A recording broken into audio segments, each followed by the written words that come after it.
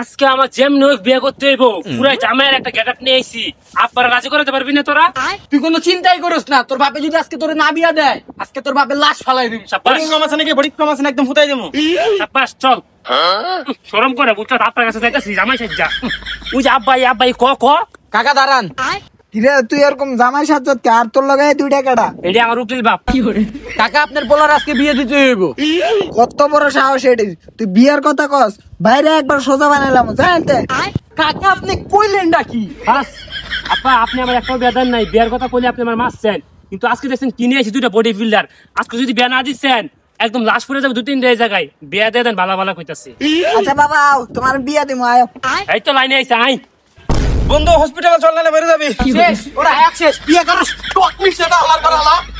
বিয়ার guarantee তোর এবারের মতো ছাইরা দিলাম, নেক্সট টাইম আর বিয়ার কথা কইবি তোরে খাইছি।